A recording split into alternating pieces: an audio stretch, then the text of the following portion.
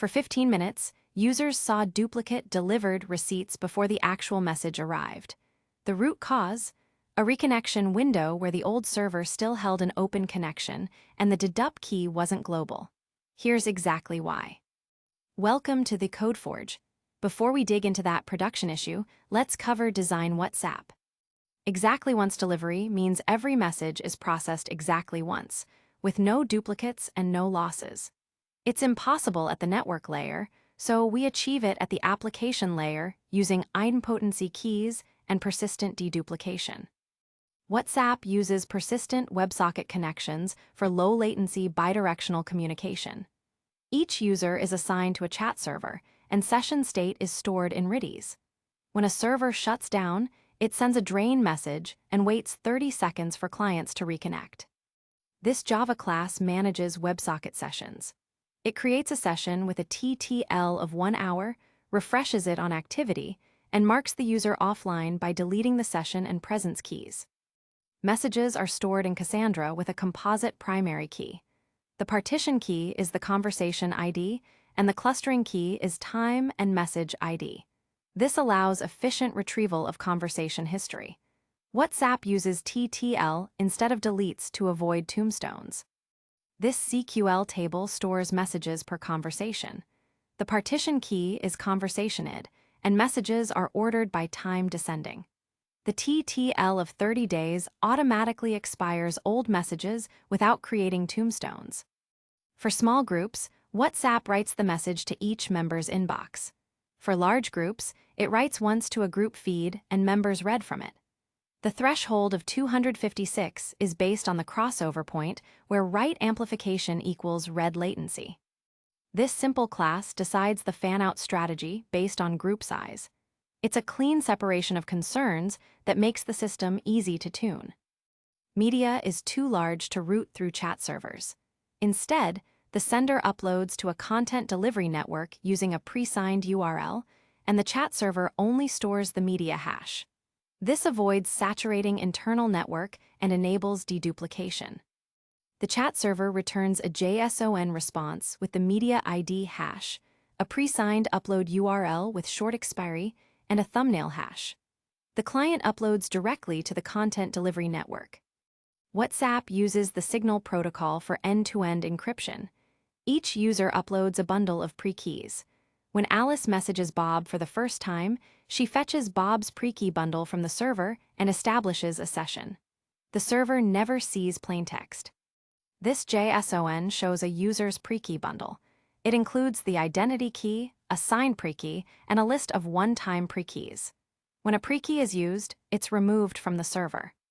WhatsApp's infrastructure uses Anycast DNS to route users to the nearest cluster. Each user is assigned a home cluster based on their phone number hash. Presence updates are batched to avoid floods. Write consistency is set to 1 with a write-ahead log for performance. This YAML config shows global routing. Users are hashed to one of 64 home clusters. If a cluster fails, traffic is routed to the nearest healthy cluster after a 10-second cooldown. Your API should not mirror your database schema. Validate input early, delegate to services, and strip internal details from responses. This prevents tight coupling and security leaks.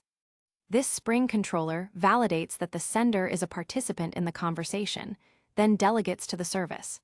The response only includes the message ID and timestamp, hiding internal details. Use a composite primary key with conversation ID as partition key and server-generated timestamp as sort key. This distributes data evenly and allows efficient range queries for conversation history.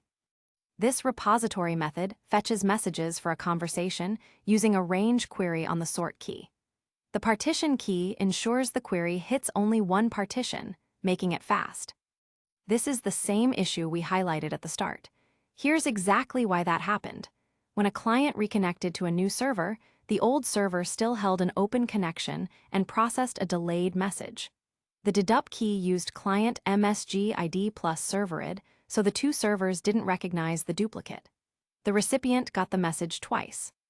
The fix was to switch to a globally unique message ID that doesn't depend on the server.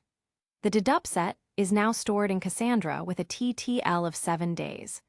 Additionally, the server tracks the last acknowledged sequence number per session, rejecting messages from a previous session. This is the exact line that caused the incident. By including serverid in the dedup key, a message sent to two different servers would not be recognized as a duplicate. Always use a globally unique ID. The dedup key included the server ID, so if a client reconnected to a different server, the same message could be accepted twice. Always use a globally unique ID that doesn't depend on which server processes it. If you use write fanout for a group with 100K members, you generate 100K writes per message.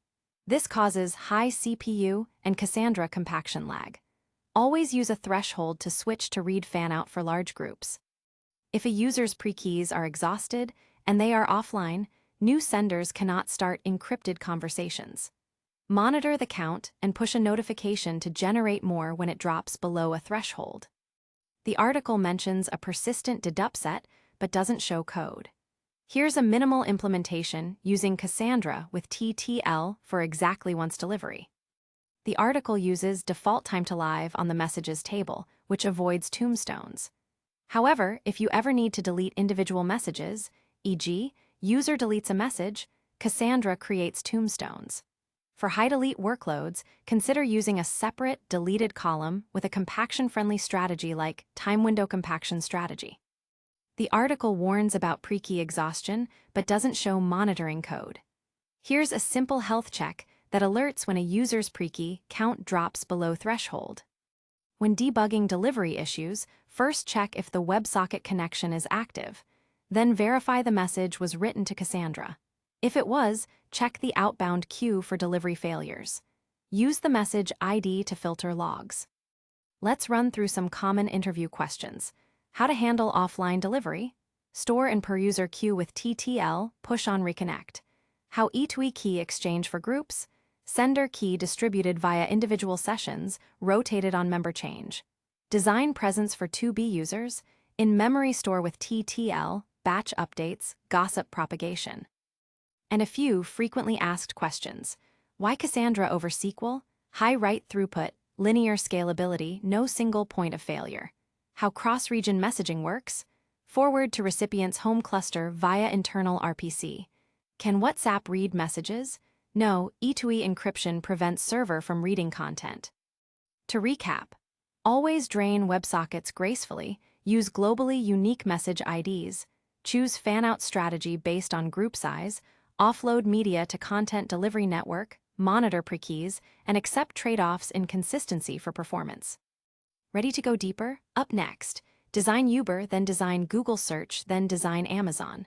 Find them all at TheCodeForge.io. Thanks for watching. The full article and code examples are covered in detail at TheCodeForge.io.